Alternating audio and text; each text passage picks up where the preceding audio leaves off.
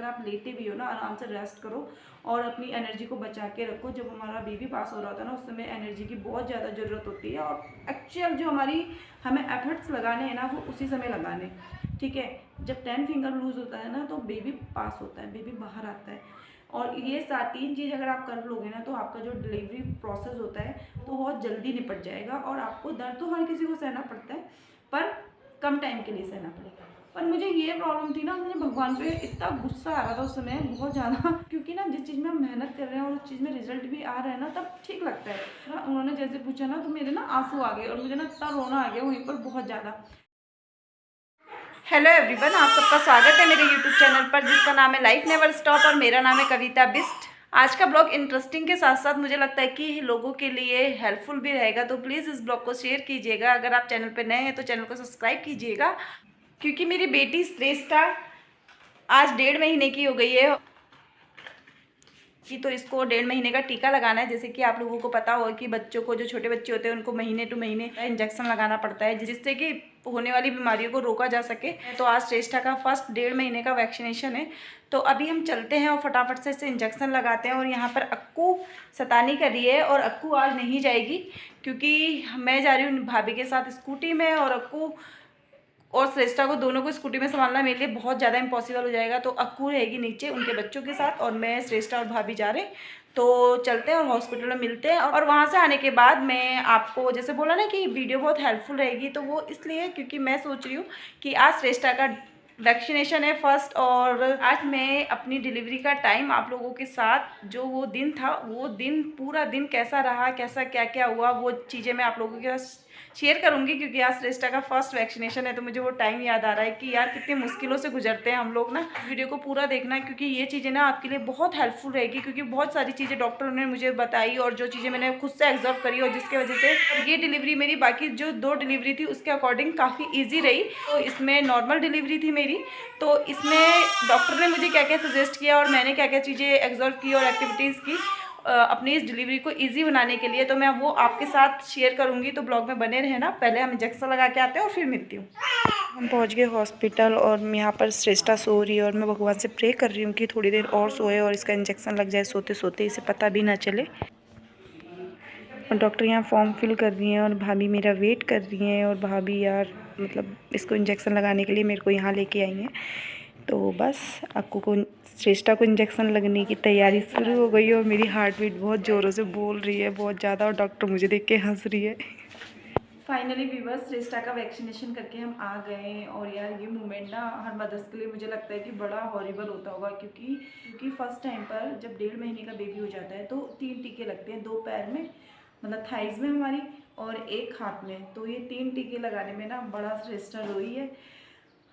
अक्कू के टाइम पर भी मैंने ऐसे ही करा था, क्योंकि जैसे अक्कू को इंजेक्शन लगता था ना, तो या श्रेष्ठा को लगता है लगा इस बार, तो मैं ऐसे कर लेती हूँ और उन्हें बच्चे को ना टाइट से पकड़ लेती, तो मैं ऐसे मुँह कर लेती, मैं देखती नहीं हूँ कि इंजेक्शन लग रहा है। हॉस्पिटल से आने के बाद इन दोनों का टमी फुल करने के बाद मैंने इन्हें सुला दिया है और मैंने सोचा फटाफट से वीडियो बनाती हूँ, क्योंकि आज ज़्यादा टाइम मुझे अपनी श्रेष्ठा को देना पड़ेगा, क्योंकि आज का जो पैरों में इंजेक्शन लगते हैं ना, वो बड़ा दर्द करते हैं और टाइम टाइम पे बर्फ से सिकाई भी करनी है, बहुत ज़्यादा श्रेष्ठा का ख्याल रखना है। तो जैसा कि मैंने बताया कि आज श्रेष्ठा का ध्यान रखना ज़्यादा जरूरी है। तो श्रेष्ठा टाइम टाइम पे उठ जा रही है, मतलब कंटिन्यूसली सो नहीं रही है, उसे थोड़ा पेन कर रहा होगा या कुछ, तो मैंने उसे इसका पैर दब रहा होगा ना, तो उसे दर्द हो रहा होगा, तो टाइम टाइम पे उठ जा रही है और रो रही है। तो मैं इसे फाइनली ले आई और मैं इसके साथ इस वीडियो को शूट करती हूँ और अच्छा भी लगेगा क्योंकि इसी की बातें हैं। तो बिना टाइम वेस्ट करे मैं आप लोग को बताती हूँ डिलीवरी डे के बारे में अपने, जिस दिन श्रेष्ठा हुई थी, मॉर्निंग टू इवनिंग क्या क्या चीज़ें थी जिसकी वजह से मेरी प्रेगनेंसी ईजी हुई। और सबसे पहले मैं आपको बताऊँ कि मेरी नॉर्मल डिलीवरी हुई है और श्रेष्ठा ना 9 महीने पूरे करने के बाद 10वें महीने के 2 दिन लेकर तीसरे दिन श्रेष्ठा का जन्म हुआ।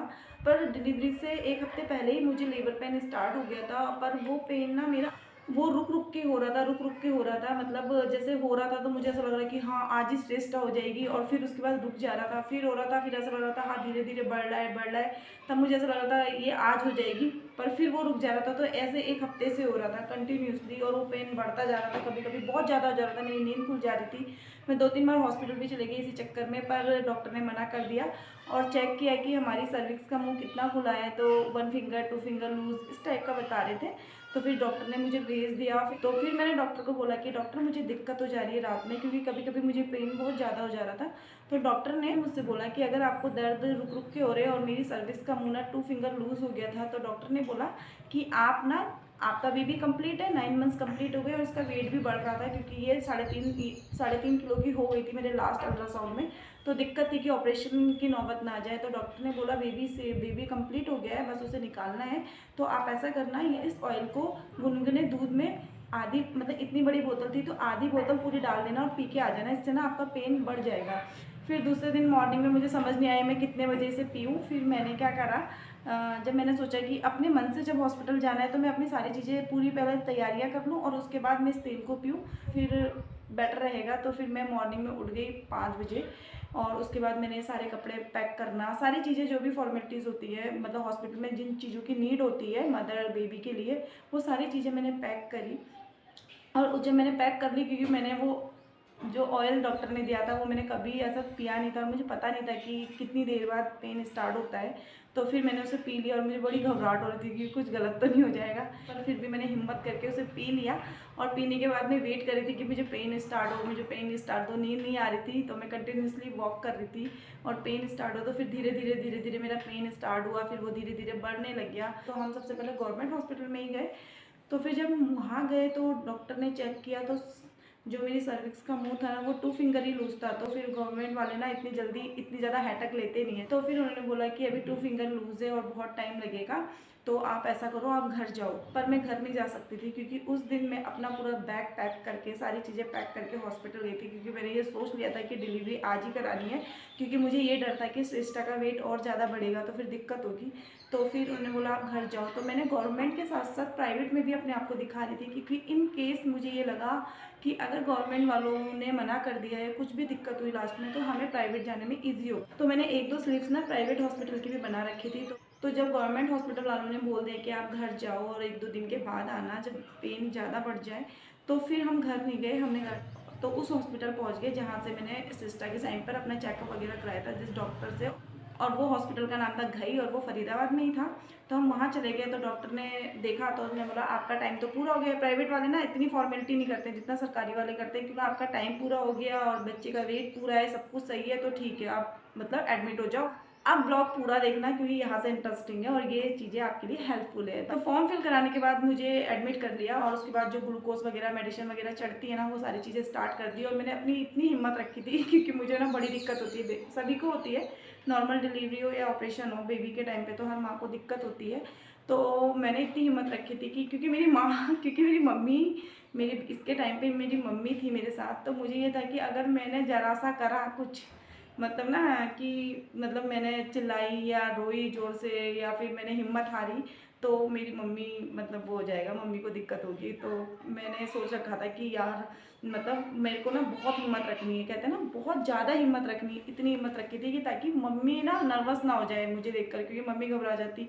तो मैंने ये सोच रखा था कि यार चाहे कुछ हो जाए ना मैं मुँह से आवाज़ नहीं निकालूंगी।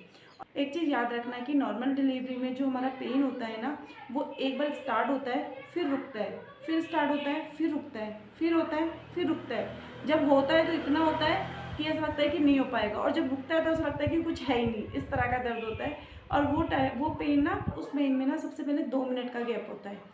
पहले एक बार दर्द हुआ, फिर 2 मिनट तक आप ठीक रहोगे, फिर एकदम से होगा, फिर 2 मिनट बाद आप ठीक रहोगे। तो हमारा पेन हो रहा था ना तो उस समय हमारी बच्चेदानी का मुंह खुल रहा होता है, और बच्चेदानी का मुंह खुलने के लिए इस पेन का होना बहुत ज़रूरी होता है, और ये हमें सभी मदर्स को सहना ही पड़ता है, तभी हमारा बेबी हमारे पास आ पाता है। तो एक चीज़ ना डॉक्टर जो मैंने और मतलब अपनी और डिलीवरी में ऑब्जर्व की है, जैसे मेरी बेटी हुई थी तब मैंने चीज़ें महसूस की है कि डॉक्टर बोलती है, नर्स बोलती है, या फिर जो होते हैं ना वो लोग बोलते हैं कि वॉक करो वॉक करो वॉक करो और उससे बच्चेदानी का मुंह खुलता है। पर मुझे ना ऐसा बिल्कुल नहीं लगता, बिल्कुल भी नहीं लगता।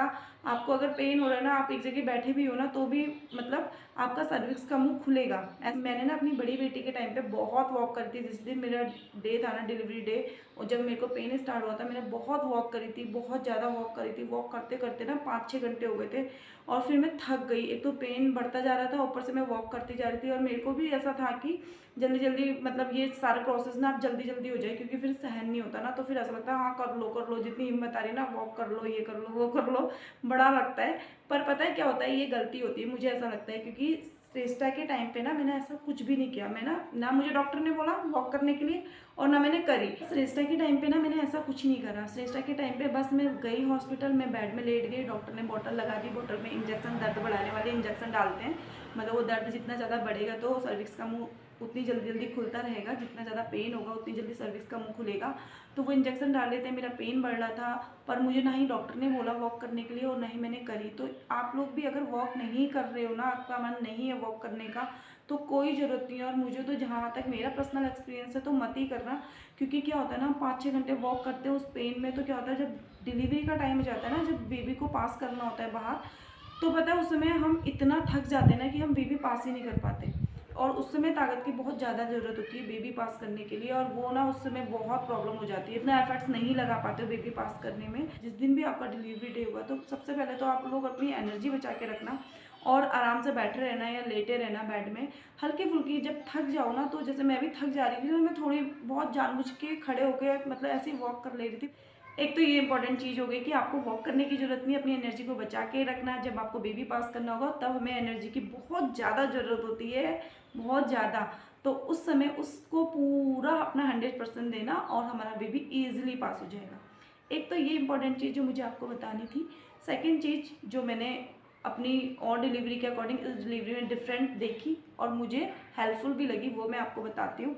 एक्चुअली क्या था ना, जब 9 बजे जब मैं हॉस्पिटल गई, तो पहले जैसे मैंने आपको बताया कि मैं गवर्नमेंट हॉस्पिटल गई थी। तो जब मैं गवर्नमेंट हॉस्पिटल गई ना 9 बजे, तो उन लोगों ने जब सर्विक्स का मुंह चेक करा तो 2 फिंगर लूज़ था और हमारी सर्विक्स का मुंह 10 फिंगर लूज़ होना चाहिए। जैसा कि मैंने आपको बोला कि फिर मैं वहाँ से प्राइवेट हॉस्पिटल में आ गई, और तो मैं सरकारी हॉस्पिटल में गई थी 9 बजे, और वहाँ से मैं जब प्राइवेट हॉस्पिटल में आई तब बज रहे थे 1 बजे से मेरा वो प्रोसेस स्टार्ट हुआ। जो तो मैंने जैसा बताया था कि मैंने बहुत हिम्मत रखी थी कि मुझे मुँह से बिल्कुल आवाज़ नहीं निकालनी है, ये वो ऐसे करके मैंने पूरी हिम्मत रखी थी। फिर क्या हुआ कि मैं लेटी रही, दर्द बढ़ते जा रहा था। वो लोग पेन के इंजेक्शन देते जा रहे थे, दर्द बढ़ते जा रहा था। और उसके बाद ना मैंने मुँह पे हाथ रख लिया जहाँ पर मुझे लगा ना कि हाँ अब ज़्यादा हो रहा है, तो मैंने अपना मुँह ना ऐसे बंद कर लिया था। और जब वैसे तो मैं ओपन कर लेती, पर जब मुझे पेन आ रहा था ना तो मैं ऐसे रख ले रही थी, ऐसे जोर से ना। आप लोग भी ऐसा करना जब वो सिचुएशन ऐसी होती है ना जिसमें हम अपने बस में नहीं होते। तो अगर मुझे ऐसा लगता है कि हमारे मुंह से अगर एक बार आवाज़ निकलती है ना, जब मैं पेन होता है और हमारे मुंह से एक बार आवाज़ निकल गई, तो मुझे लगता है कि पूरी डिलीवरी का जो प्रोसेस होता है ना उसमें आप चिल्लाते ही रहोगे। क्योंकि मैंने अपनी बड़ी बेटी के टाइम पे ना यही गलती करी तो डॉक्टर भी मुझसे परेशान थे बहुत ज़्यादा। तो मैंने इसके टाइम पे सोच लिया था कि मुझे ना मुंह से बिल्कुल आवाज़ नहीं निकालनी है। और जो सबसे बड़ी स्ट्रेंथ थी ना वो मेरी माँ थी, जो मेरे सामने बैठी थी एक तो मुझे ये था कि अगर मेरे मुंह से जरा से भी निकली ना तो इसका रोना निकल जाएगा। तो मैं ना निकाल ही नहीं रही थी। मतलब जब ज़्यादा भी आ रही थी ना, ज़्यादा तेज़ दर्द हो रहा था ना, जब आवाज़ निकलने की बारी आ रही थी तो ऐसा ना अंदर ही उस दर्द को अंदर ही लेने की कोशिश करो। उस दर्द को ना लेना चाहिए जो होता है, क्योंकि जैसे मैंने आपको बोला ना कि उस पेन की वजह से हमारी सर्विक्स का मुंह ओपन होता है, तो वो होना बहुत ज़रूरी भी है। तो फिर 1 बजे से 5 बज गए, टाइम टू टाइम आधे घंटे में 1 घंटे में नर्स आ रही थी, सर्विक्स का मुंह चेक कर रही थी, पर सर्विक्स का मुंह 2 फिंगर से ऊपर 2 फिंगर से ज़्यादा ओपन हो ही नहीं रहा था। तो नर्स भी ना सोच में पड़ गई, क्योंकि वो क्या कर रही थी ना, आ भी रही थी तो बच्चे की ना हार्ट बीट चेक कर रही थी, तो मशीन लेके आ रही थी। तो उन्हें ना ये समझ में आ जाता है कि इसको कितना दर्द हो रहा है। तो वो जब टमी में उस मशीन को लगा रही थी और मेरी बेबी की जब हार्ट बीट चेक कर रही थी ना, तो वो मुझसे कह रही है कि दर्द तो आपको पूरे हो रहे हैं, पर ये बच्चेदानी का मुंह क्यों नहीं खुल रहा है। वो ना मतलब डॉक्टर नर्स दोनों ही बहुत परेशान थे कि क्या हो रहा है, मतलब ये पूरे दर्द ले रही है, इतनी देर से बर्दाश्त कर रही है, पर इसके बच्चेदानी का मुंह क्यों नहीं खुल रहा। और उन्होंने बोला थोड़ी देर ना और वेट करते हैं। और उसके बाद क्या हुआ ना, मेरा पेशेंस लेवल जो मैंने इतना सुबह से मॉर्निंग से रखा था वो मेरा ना टूटता जा रहा था। मैंने ना बहुत हिम्मत रखी ना, क्या हुआ, मेरे सामने से ना बेड था और उस बेड में मम्मी लेटी थी और मैं अपनी मम्मी की तरफ ही मुँह करके और ऐसे करके लेटी थी, ठीक है। फिर जब मेरा पेशेंस लेवल ख़त्म हो गया और मेरी हिम्मत टूटने लगी ना, तो मम्मी की तरफ पीट करके लेट गई और चुपचाप से मुंह में हाथ रख कर ऐसे लेटी थी। तो इतने में मेरे हस्बैंड आए, तो मेरे हस्बैंड टाइम टू टाइम अंदर आ रहे थे, तो बोल रहे थे ठीक हो ऐसे करके पूछ रहे थे। मैं कह रही थी हाँ मैं ठीक हूँ, आप टेंशन मत लो, मैं ठीक हूँ, आप टेंशन मत लो। वो बहुत बार आए, उन्होंने मुझसे बहुत बार पूछा और बहुत बार मैंने बहुत कॉन्फिडेंसली बोला कि हाँ मैं ठीक हूँ, आप टेंशन मत लो, आप टेंशन मत लेना, क्योंकि मुझे ये था कि ये दोनों टेंशन ना ले।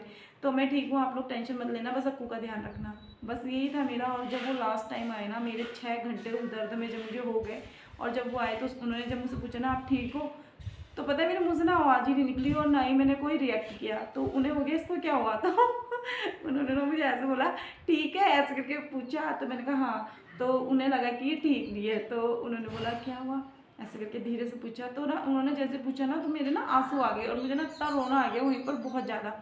तो फिर कहने लगे क्या हुआ, कोई दिक्कत हो रही है, मतलब वो डर गए, क्या हुआ कोई दिक्कत हो रही है। मतलब मुझे दिक्कत नहीं थी, वो तो पेन था, वो तो मुझे पता था कि मुझे मतलब बर्दाश्त करना ही है, ये तो मैं अपना माइंड सेट करके गई थी। पर ना मुझे भगवान पे इतना गुस्सा आ रहा था उस समय, बहुत ज़्यादा भगवान जी पे गुस्सा आ रहा था। और मैंने अपने हस्बैंड से रोते रोते बोला बहुत धीरे आवाज़ में, ताकि मम्मी तक आवाज़ ना जाए। मैंने बोला कि ये मेरे साथ हमेशा ऐसा क्यों करते हैं, मैं हर चीज़ में इतना एफर्ट्स लगाती हूँ, हर चीज़ में मतलब मेरा होता ना एकदम से टूट जाना, वैसे टूट गई। क्योंकि होती है बहुत चीज़ें फिर याद आने लगती है। तो मैंने अपने हस्बैंड से बोला कि मैं हर चीज़ में इतना एफर्ट्स लगा रही हूँ, मैं सुबह से इस दर्द को बर्दाश्त कर रही हूँ, मैंने एक बार भी डॉक्टर को या घर में किसी को भी परेशान नहीं करा, मैं बस ये सोच रही हूँ कि मेरा बेबी सही सलामत आ जाए। पर पर ऐसा क्यों करते हैं? क्योंकि यार मुझे ये था ना कि चल 2 फिंगर लूज़ है, मैं इतनी देर से दर्द बर्दाश्त कर रही हूँ, 5 से 6 घंटे हो गए, कम से कम 3 फिंगर तो लूज़ हो जा, जबकि 10 फिंगर लूज़ होता है तब बच्चा पास होता है। पर मुझे ये था कि चल कोई नहीं, दर्द हो रहा है मैं बर्दाश्त कर रही हूँ, सारी चीज़ें बर्दाश्त कर रही हूँ, पर वो प्रोसेस तो हो, प्रोसेस ही नहीं हो रहा, वो वहीं पर अटका और मुझे सिर्फ बर्दाश्त करना है, बर्दाश्त करना है। बिल्कुल ही ना हिम्मत सी टूटने लग गई, ऐसा लगा ना कि यार अब नहीं होगा, मतलब बहुत ज़्यादा फिर मतलब बर्दाश्त से ना बाहर होने लगी चीज़ें। क्योंकि अगर जैसे क्योंकि नर्स जब आ रही थी और वो सर्विस का मुँह चेक कर रही थी, अगर वो ये बोलती ना हाँ 3 फिंगर लूज़ हो गया, 4 फिंगर लूज़ हो गया, 5 दर्द हो रहा था ना, कोई प्रॉब्लम नहीं थी। 6 7 8 9 10 कितने भी घंटे का होता ना, दिक्कत नहीं थी। क्योंकि वो प्रोसेस भी हो रहा था कि ना जिस चीज़ में हम मेहनत कर रहे हैं और उस चीज़ में रिजल्ट भी आ रहा है ना, तब ठीक लगता है। पर रिजल्ट कुछ ही नहीं हो और इतना पेशेंस और इतनी चीज़ें मैं बर्दाश्त करके बैठी हूँ और कुछ भी नहीं हो रहा है। तो मुझे ना बहुत ही रोना आ गया और मेरा ना बिल्कुल हिम्मत टूट गई। मैंने कहा यार मॉर्निंग हो गई, अभी हो गई और मैं इतना थक गई हूँ, मैं इतनी देर से ये चीज़ें बर्दाश्त कर रही हूँ, पर ये 2 से 3 फिंगर भी नहीं हो रहा। और मैं ना भगवान के ऊपर गुस्सा करने लग गई कि आप हर चीज़ में ना ऐसे ही करते, और मतलब बहुत गुस्सा आ गया था मुझे उनके ऊपर अपने आप ही। ऐसा हो गया कि नर्स और डॉक्टर भी परेशान थे कि ये इतनी देर से सहन कर रही है पर हो क्यों नहीं रहा है। फिर क्या हुआ ना, एक नर्स एक दो घंटे के बाद फिर आई वो मेरे पास और उसने बोला कि लाओ बच्ची की धड़कन चेक करो। उसने बच्ची की धड़कन चेक करी, उसने फिर मेरी तरफ देखा, उसने बोला दर्द ज़्यादा है ना तुम्हें?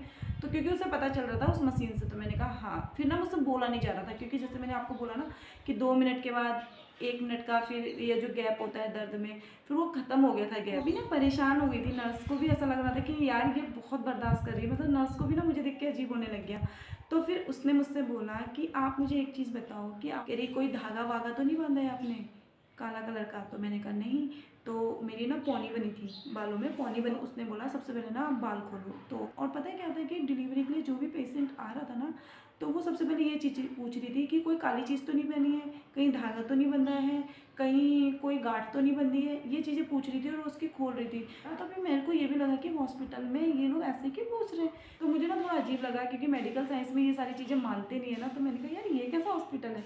तो फिर उसने मुझसे बोला, मुझसे भी पूछा बाद में जब वो परेशान हो गई। तो मैंने कहा नहीं। फिर उसने ना बाद में पूछा मुझसे, जब जैसे मैंने बोला कि वो भी परेशान थी कि क्या हो रहा है ये। तो उसने बोला आप ध्यान करो दीदी। उसने बोला दीदी करके बोला उसने मुझसे, दीदी आप ध्यान करो कि आपने कोई काली चीज़ तो नहीं बांधी है। तो मैंने कहा, मैंने ध्यान दिया, मैंने कहा नहीं। मैंने कहा, फिर मैंने उससे बोला कि खाली मेरा मंगलसूत्र है ना ये ब्लैक कलर का, और हमारे उसमें ना ये नहीं उतारते ना, क्योंकि ये हमारे उसमें शुभ होता है और ये बहुत ज़रूरी होता है, ये काले दाने ना हमारे उसमें पहनना बहुत ज़रूरी होता है। तो उसने बोला दीदी आप मेरी बात मानो, आप इसको उतार दो और ये कहीं नहीं जा रहा, आपकी मम्मा को दे देंगे, कोई प्रॉब्लम नहीं होगी। तो मैंने कहा चल ठीक है। फिर उसने निकाल दिया। उसने बोला कि आप बाल खोल लो, बाल बांधो मत, मतलब बाल बांध के नहीं रखते। तो उसने मेरे बाल भी खोल दिए। हाँ, फिर उसने मेरा हाथ देखे, पैर देखे, तो कुछ भी नहीं बंधा था। और मैं वैसे भी ये सारी चीज़ें इतना मानती नहीं हूँ, तो मैं ये सारी चीज़ों में रहती भी नहीं हूँ। उसने सिर्फ मेरे ये मंगलसूत्र और मेरे जो बाल बंधे थे ये खोल दिए। और उसके आधे घंटे के बाद वो मेरा सर्विस का मुँह चेक करने आई ना, उसने बोला चलो बहुत टाइम हो गया, डॉक्टर की कॉल आ रही है कि उस पेशेंट का क्या हुआ। डॉक्टर भी परेशान थे, वो कॉल कर करके पूछ रही तो उस पेशेंट का क्या हुआ। तो जब उसने मेरा सर्विस का मुंह चेक किया ना, उस आधे घंटे में, कहा मॉर्निंग से इवनिंग तक कोई प्रोसेस नहीं थी, और उस आधे घंटे में जब उसने मेरा सर्विस का मुंह चेक किया तो 5 फिंगर लूज़ हो गया था। और मतलब जब उसने बोला ना, जब उसने चेक किया तब भी मुझे पता था कि नहीं, तो उसने बोला 5 फिंगर लूज है, मेरे ना होश उड़ गए। तब मुझे ऐसा लगा ना कि ये सारी चीज़ें होती हैं। और उसके बाद ना 5 6 7 8 ऐसे खुले ना कि क्या ही बताऊँ। और मतलब जैसे ही वो आई उसने मेरा ये मतलब काले दाने वाला मंगलसूत्र और मेरे बाल खोले ना, जो दो ही चीज़ें मेरी ऐसी थी कि जो बंदी थी और मैंने काली चीज़ पहनी थी, तो इन दोनों चीज़ों को जो उसने फ्री किया ना, तो उसके बाद तो मेरी डिलीवरी आधे से 1 घंटे में हो गई और पता भी नहीं चला कैसे हो गई। मतलब और जब होता ना बिल्कुल ही फटाफट सर्विस का मुंह भी खुल गया आधे घंटे में, और वो मुझे हॉस्पिटल अंदर ले गई स्ट्रेचर में। और उसके बाद जब 5 मिनट के बाद मेरी श्रेष्ठा बाहर, तो मेरे हस्बैंड क्या कह रहे हैं, और डॉक्टर ने ऐसा क्या करा, ऐसा क्या करा, 5 मिनट में हो गई ये, तो ऐसा क्या करा। मुझे खुद भी समझ में नहीं आया उस डॉक्टर ने ऐसा क्या करा, और मेरी श्रेष्ठा इतनी ईजिली हो गई और कोई प्रॉब्लम नहीं हुई। तो मुझे ये लगता है ना कि ये चीज़ें होती हैं। अगर आप प्रेग्नेंट हो तो आप भले ही विश्वास मत करो, मैं भी नहीं करती, पर ये चीज़ें ना फ्री करके जाना। अपने घर से जब निकल रहे ना, कोई भी चीज़ को ताला मार के मत जाना, एक ये चीज़। और जैसे जो लॉकर वगैरह है ना, ये सारी चीज़ों को फ्री करना। अपने दरवाजे में कुंडी लगाना पर ताला मत लगाना, किसी चीज़ को ना लॉक नहीं करते हैं इसके। और जब वो ना नर्स मेरे बाल खोल रही थी और मेरा ये खोल रही थी ना, तो मैं उसे देख रही थी, तो वो भी हंसने लग गई। कह रही दीदी आप सोच रहे होगे ना हम कैसी बातें कर रहे हैं, पर इस हॉस्पिटल, और वो बहुत बड़ा हॉस्पिटल है फरीदाबाद का, तो कह रही थी पर हम इस हॉस्पिटल में ना ये चीज़ें बहुत मानते हैं, बहुत ज़्यादा। तो मैं आपको बस ये बता रही हूँ कि आप लोग भी जब डिलीवरी के लिए जा रहे हो ना, तो अपने घर में लॉक मत लगाइए, किसी भी चीज़ को ना लॉक मत कीजिए। अगर कोई चीज़ लॉक है तो उसे फ्री छोड़ दीजिए। और इस टाइप की चीज़ें, कोई काली चीज़ पहनी है, काला धागा पहना है, या कोई भी चीज़ें बंधी है, तो उस चीज़ को खोल दो और हमेशा बाल खोल लो अपने उस टाइम पर। तो ये 2-3 चीज़ें जो मैंने आपको बताई। फर्स्ट चीज़ कि ज़्यादा वॉक मत करो और अपनी एनर्जी को बचा के रखो। सेकेंड चीज़ कि जब आपको दर्द स्टार्ट हो रहे हैं ना, तो अपने मुंह में हाथ रख लो, और तो अपने मुंह में हाथ रख लो और ये सोच के चलो कि आपने आवाज़ बिल्कुल नहीं निकालनी, क्योंकि अगर आप स्टार्टिंग से ये चीज़ को लेके चलोगे ना, तो डिलीवरी तक आपके मुंह से आवाज़ नहीं आएगी। और अगर स्टार्टिंग में ही आपने थोड़ी सी भी करना स्टार्ट कर दिया ना, तो फिर तो डॉक्टर की भी हालत ख़राब और आपकी भी हालत ख़राब। और थर्ड चीज़ कि आपको ना किसी भी चीज़ में गार्ड बांधनी, किसी चीज़ में लॉक करना, ये जैसे मैंने आपको बताया कि जब डॉक्टर भी ये सारी चीज़ें मान रहे हैं ना, तो आपने भी माननी है और हमने भी माननी है, सबने माननी है। तो ये बहुत इंपॉर्टेंट होता है। और ये 3 चीज़ अगर आप कर लोगे ना, तो आपका जो डिलीवरी प्रोसेस होता है बहुत जल्दी निपट जाएगा। और आपको दर्द तो हर किसी को सहना पड़ता है, पर कम टाइम के लिए सहना पड़ेगा। ओके व्यूअर्स, तो मेरी श्रेष्ठा 1.5 महीने पहले मेरे पास आई थी और आज इसका पहला वैक्सीनेशन था, तो मैंने सोचा कि क्यों ना इसकी स्टोरी मैं आप लोगों के साथ शेयर करूं। और थर्ड चीज़ कि आपको ना किसी भी चीज़ में गार्ड बांधनी, किसी चीज़ में लॉक करना, ये जैसे मैंने आपको बताया कि जब डॉक्टर भी ये सारी चीज़ें मान रहे हैं ना, तो आपने भी माननी है और हमने भी माननी है, सबने माननी है। तो ये बहुत इंपॉर्टेंट होता है। और ये 3 चीज़ अगर आप कर लोगे ना, तो आपका जो डिलीवरी प्रोसेस होता है, तो वो थोड़ा कम टाइम का, तो वो बहुत जल्दी निपट जाएगा। और आपको दर्द तो हर किसी को सहना पड़ता है, पर कम टाइम के लिए सहना पड़ेगा। ओके व्यूअर्स, तो मेरी श्रेष्ठा 1.5 महीने पहले मेरे पास आई थी और आज इसका पहला वैक्सीनेशन था, तो मैंने सोचा कि क्यों ना इसकी स्टोरी मैं आप लोगों के साथ शेयर करूं। और तो व्यूअर्स, ये 3 चीज़ें जो मैंने आपको बताई, अगर आप लोग भी अपनी डिलीवरी डे के दिन ये 3 चीज़ें करते हो ना, तो मुझे लगता है कि जो डिलीवरी का टाइम होता है ना, वो थोड़ा नहीं है, आधे से ज़्यादा कम हो जाता है और डिलीवरी ईजिली हो जाती है। लोग भी ये चीज़ें ज़रूर ट्राई कीजिएगा। ये सिर्फ मैं अपने एक्सपीरियंस से नहीं, मैं उस हॉस्पिटल के एक्सपीरियंस से बता रही हूँ, और उसमें मुझे बहुत ज़्यादा हेल्प मिली। तो इस ब्लॉग को मैं फटाफट से ख़त्म करती हूँ और इसको मुझे एडिट करना है और डालना है। और आई होप आपको ये वीडियो अच्छी लगी होगी। अगर अच्छी लगी तो प्लीज़ वीडियो को लाइक कीजिएगा। आपको लगता है किसी के लिए हेल्पफुल है तो प्लीज़ शेयर कीजिएगा अपने दोस्तों के साथ। Thank you viewers, thank you for watching. Channel को सब्सक्राइब करना। मिलते हैं नेक्स्ट ब्लॉग में। Bye bye.